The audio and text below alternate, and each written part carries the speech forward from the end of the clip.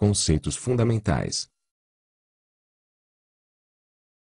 Muitos dos conceitos que apresentaremos, como endereço, morador, logradouro e domicílio, fazem parte do nosso cotidiano.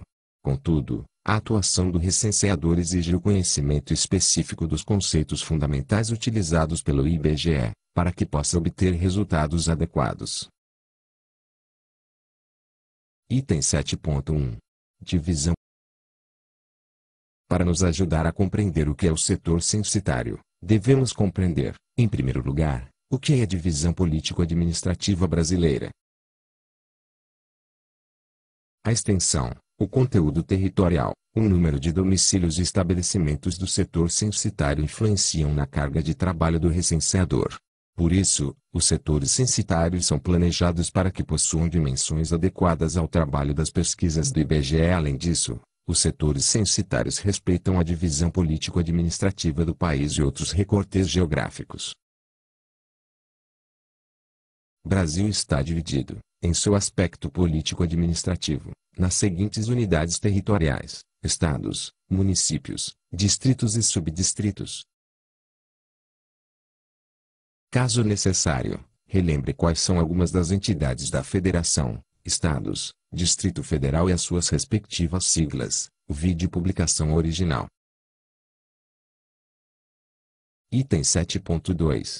Setor censitário, o local de trabalho do recenseador. Para estudos estatísticos e geográficos, o IBGE subdivide as unidades territoriais da divisão político-administrativa brasileira em áreas ainda menores. Cada uma dessas áreas é denominada setor censitário. O setor censitário é uma unidade territorial de coleta e de divulgação de dados estatísticos do IBGE. Na prática, a área de trabalho onde se localizam os domicílios e os estabelecimentos que serão visitados pelo recenseador. O setor censitário pode ser urbano ou rural, e é representado graficamente por um mapa. A imagem exemplifica um setor censitário, com seus limites assinalados em cor amarela. Isso significa que a área de trabalho abrange os domicílios e estabelecimentos situados em seu interior. Item 7.3. Situações dos setores censitários, áreas urbanas e rurais. Realizar a coleta do censo em áreas urbanas envolve estratégias distintas das utilizadas em áreas rurais. Por isso, cada setor censitário recebe uma classificação de acordo com suas características geográficas. A tabela a seguir apresenta resumidamente as situações dos setores censitários em áreas urbanas e rurais. Categoria: área urbana. Situação: área urbana de alta densidade de edificações. Definição: área urbana com alta densidade de edificações. Situação: área urbana de baixa densidade de edificações. Definição: área urbana com baixa densidade de edificações, processos de expansão urbana, áreas verdes desabitadas, entre outras. Situação: núcleo urbano.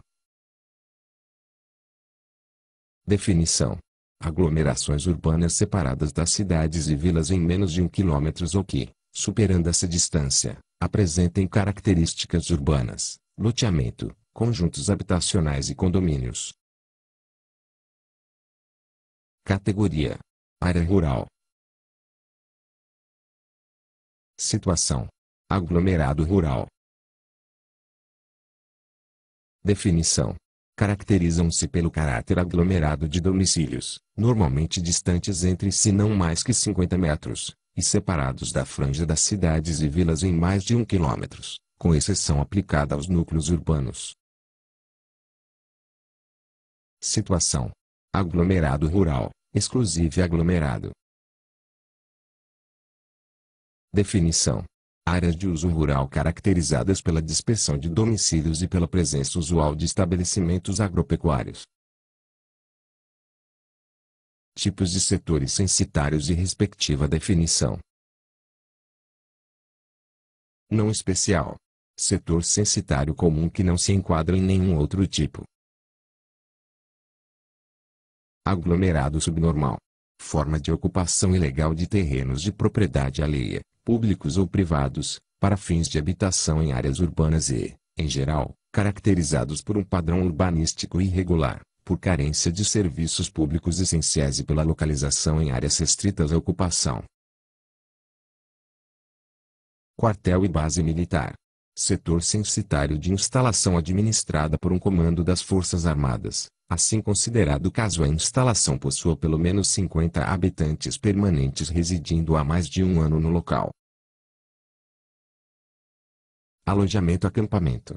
O alojamento é um domicílio coletivo geralmente vinculado a alguma instituição, como universidades ou empresas, destinado a oferecer moradia por período temporário. O acampamento é entendido como instalação improvisada composta normalmente por barracas, tendas ou outras estruturas rústicas. Ambas devem possuir no mínimo 50 habitantes residindo há mais de um ano. Setor com baixo patamar domiciliar. Setor censitário que abrange baixa quantidade de domicílios, onde não foi identificada a presença de domicílios.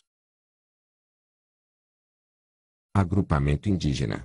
Setor censitário em que existam 15 ou mais indivíduos indígenas residentes em uma ou mais moradias contíguas espacialmente por vínculos familiares ou comunitários. Unidade prisional.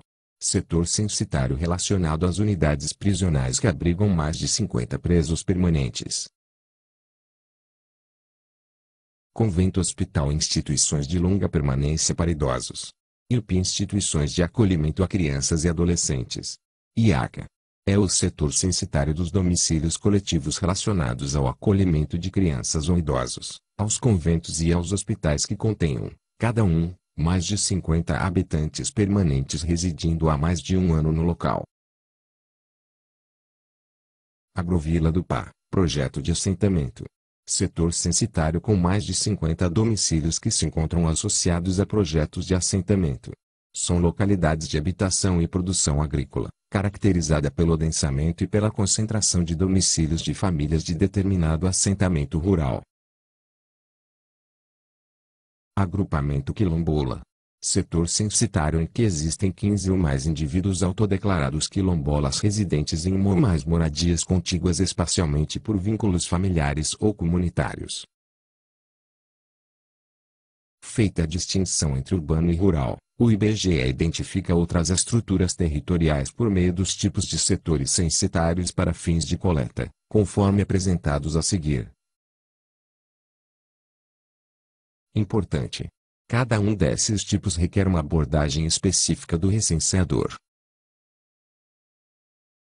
Item 7.4. Setores censitários de povos e comunidades tradicionais. É importante destacar que o IBGE realiza o censo em terras indígenas, territórios quilombolas e outras áreas habitadas por povos e comunidades tradicionais. Estes são grupos culturalmente diferenciados e se reconhecem como tal, e por isso possuem formas próprias de organização social, ocupam e usam territórios e recursos naturais como condição para sua reprodução cultural, social, religiosa, ancestral e econômica, além de utilizarem conhecimentos, inovações e práticas gerados e transmitidos pela tradição. Nessas áreas, as condições de acesso e percurso são negociadas com as lideranças comunitárias, e também com os órgãos que atuam em parceria com o IBGE na realização do censo. A necessidade dessa ação é assegurada pelo direito internacional previsto na Convenção 169 da Organização Internacional do Trabalho, OIT. Item 3. A Convenção 169 da OIT foi ratificada pelo Brasil em junho de 2002. Pelo Poder Legislativo, e promulgada pelo Decreto 5.051/2004, do Poder Executivo, com aplicação imediata no Brasil desde sua promulgação. Por meio dela, cabe ao Estado brasileiro garantir a consulta a esses povos mediante procedimentos apropriados e, particularmente, através de suas instituições representativas, cada vez que se antevejam procedimentos suscetíveis a afetá-los diretamente, tais como as pesquisas do IBGE. Em muitas áreas indígenas o recenseador precisará ser acompanhado por um guia ou um intérprete. De acordo com o Censo Demográfico 2010, 28,8% dos indígenas residentes em terras indígenas não falavam português no domicílio.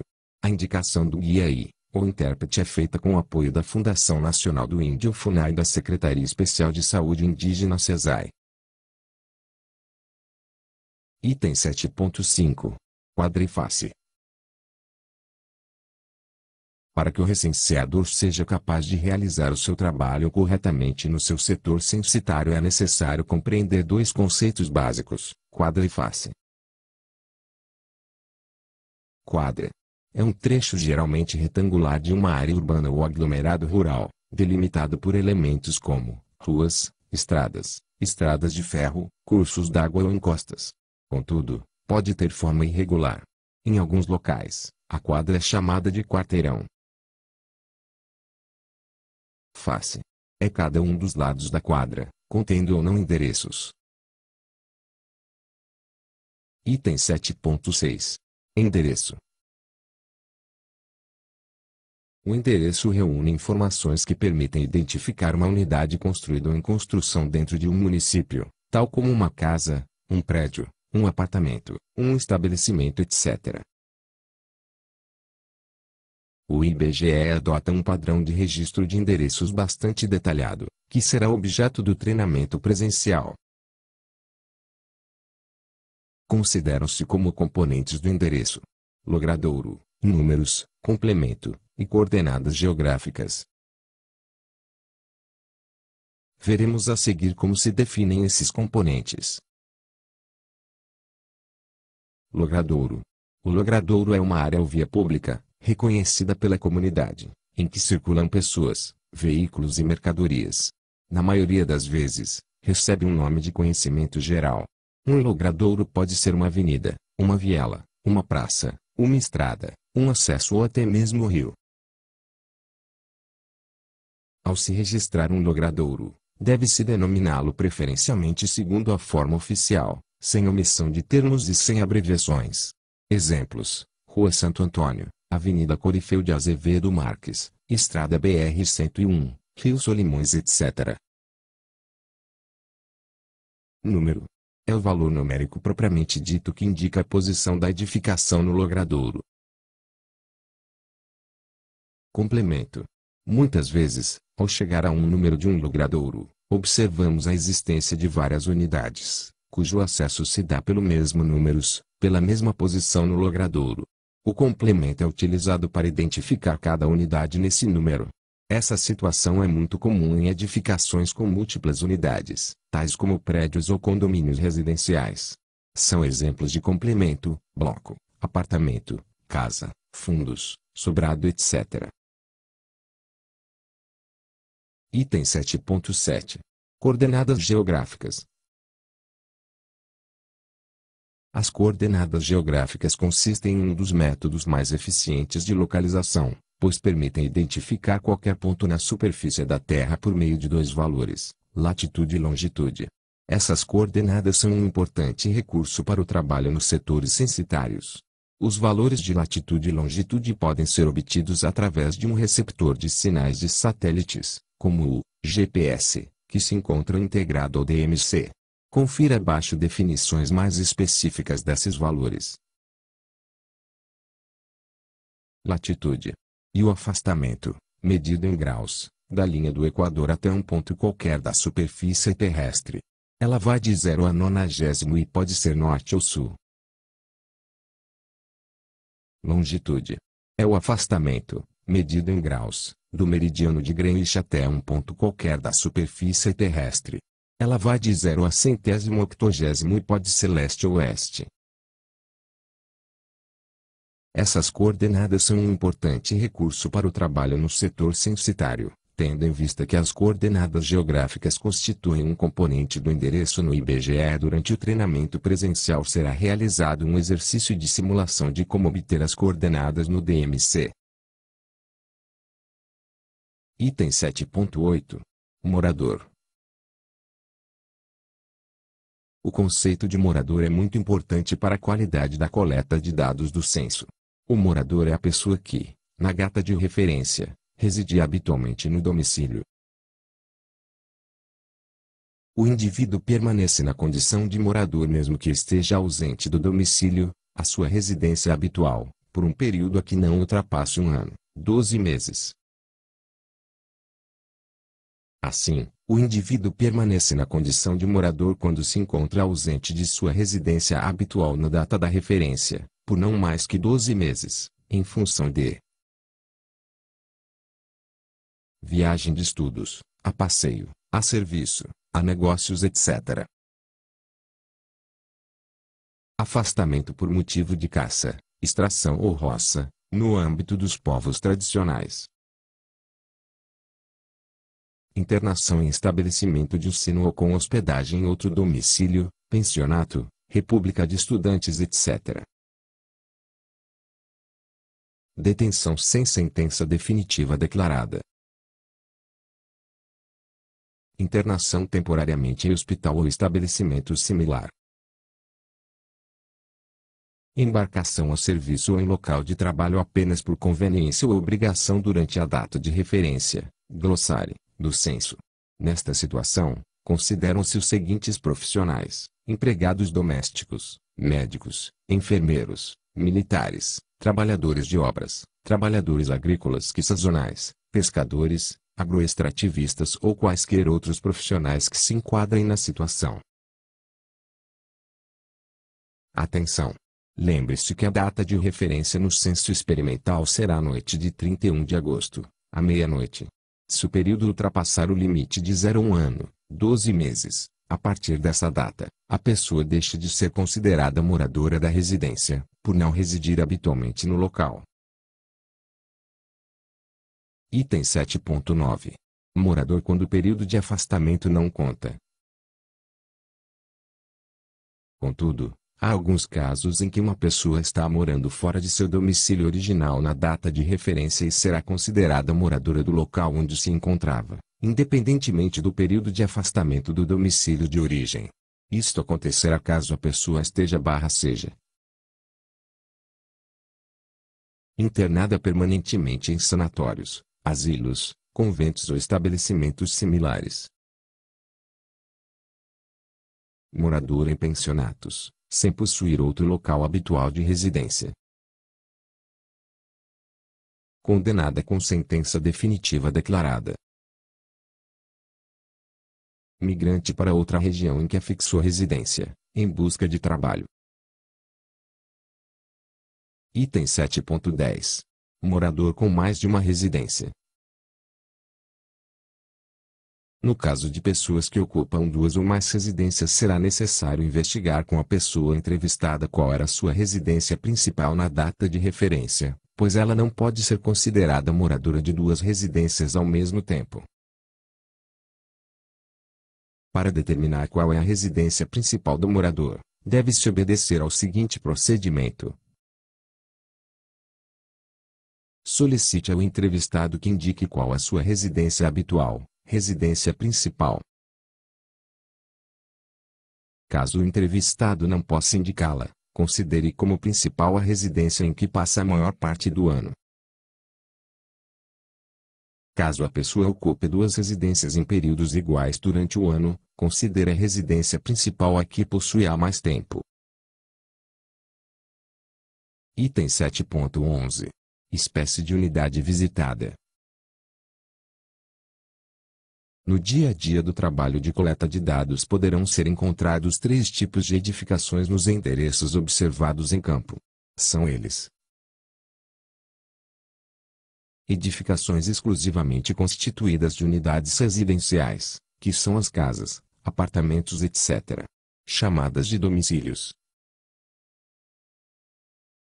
Edificações exclusivamente constituídas de unidades não residenciais, que são as escolas, os postos de saúde, as lojas, denominadas de estabelecimentos, edificações mistas, que podem conter domicílios e estabelecimentos.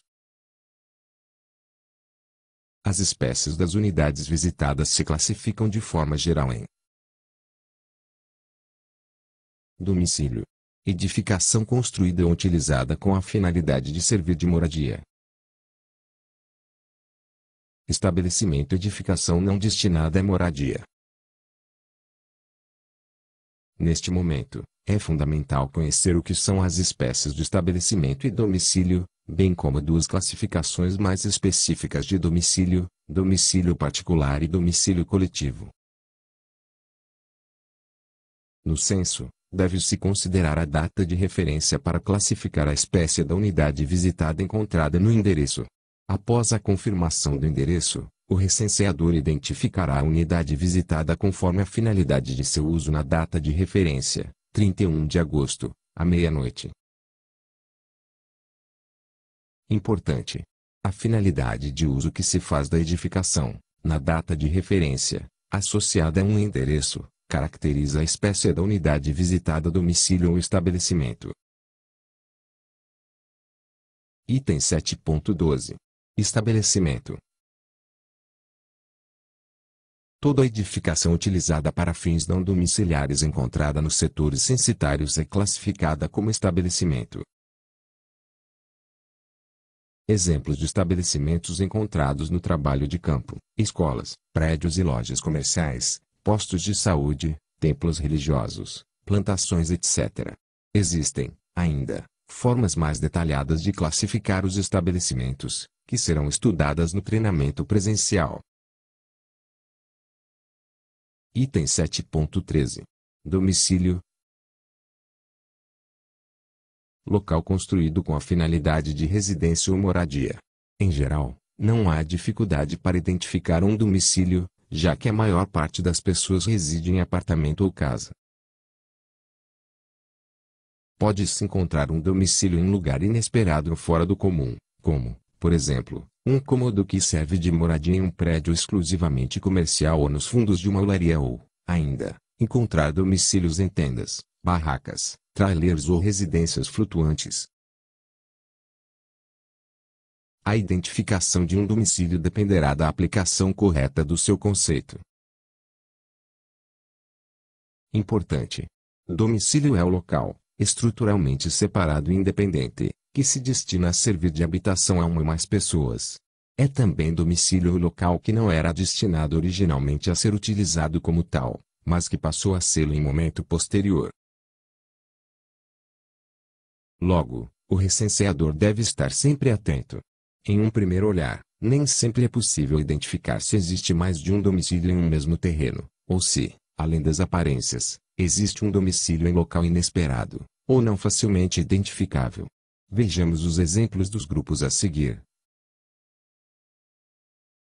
Primeiro grupo: fundos de terrenos, andares superiores, inferiores, subsolos e residências de porteiro ou zelador em edifícios residenciais, e habitações de caseiros em casas de veraneio. Segundo grupo: edificações aparentemente não residenciais, edifícios comerciais, estabelecimentos de prestação de serviços, indústrias, estabelecimentos agropecuários, etc. Item 7.14. Critérios de separação e independência. Os critérios de separação e independência são essenciais para definir e caracterizar corretamente a existência de um domicílio ou mais de um em uma mesma propriedade ou terreno. Esses critérios devem ser atendidos simultaneamente. Separação. Este critério é atendido quando o local de habitação é limitado por paredes, muros ou cercas e coberto por um teto, permitindo que as pessoas que nele habitam se isolem das demais para dormir, preparar ou consumir seus alimentos e proteger-se do ambiente exterior, arcando total ou parcialmente com suas despesas de alimentação ou moradia. Independência. Este critério é atendido quando o local de habitação tem acesso direto, que permite aos seus moradores entrar e sair sem necessidade de passar por locais de moradia de outras pessoas. Atenção! Um domicílio só será caracterizado corretamente quando forem atendidas, simultaneamente, as condições de separação e independência. Item 7.15. Classificação dos domicílios. Os domicílios são classificados em dois grupos: domicílios particulares e domicílios coletivos. Existem ainda, dentro desses dois grupos, outras classificações derivadas. Por ora, veremos apenas as que caracterizam esses dois grupos: domicílio particular e domicílio coletivo. As demais classificações de domicílio serão objeto de estudo no treinamento presencial. Domicílio particular é o domicílio que foi construído para habitação ou que é utilizado para esta finalidade, servindo de moradia a uma ou mais pessoas. Nele, o relacionamento entre seus ocupantes é ditado por laços de parentesco, de dependência doméstica ou por normas de convivência. Exemplos: casas, apartamentos em edifícios ou apart-hotéis, habitações em cortiço, casas de cômodos, habitação indígena sem paredes ou malocas, e habitações em espaços improvisados, dentro de estabelecimentos sem instalações destinadas à moradia, grutas, ruínas, tendas improvisadas, etc. Domicílio coletivo é uma instituição ou estabelecimento onde a relação entre as pessoas que nele se encontravam, na data de referência, restringia-se a normas de subordinação administrativa. Note que as pessoas que ali se encontravam podiam ser residentes ou não. Por isso, o domicílio pode ser caracterizado como coletivo pela presença de moradores ou não na data de referência. Exemplos: abrigos, orfanatos, hotéis, quartéis, penitenciárias, etc. Item 7.16. Características do domicílio. O objetivo de se levantar as características do domicílio é conhecer as condições de moradia da população e os níveis de qualidade de vida através do acesso aos serviços básicos e quantidade de cômodos. Cômodo. Para o IBGE, o conceito de cômodo é todo compartimento coberto por um teto, limitado por paredes e que seja parte integrante do domicílio, inclusive banheiro e cozinha. Por parede entende-se aqui a construção vertical que permite limitar, dividir ou vedar espaços. Note-se que o cômodo pode existir tanto na parte interna, quanto na parte externa da edificação principal do domicílio, ainda sendo considerada como parte integrante do domicílio, por exemplo, um banheiro construído separadamente da construção principal dentro do mesmo terreno. Importante: banheiro é o cômodo de uso exclusivo dos moradores do domicílio, destinado a banho, que possua chuveiro ou banheira. Atenção! Não são considerados cômodos os corredores de ligação entre cômodos, as varandas abertas, garagem, compartimentos não residenciais, cozinha americana ou mezanino,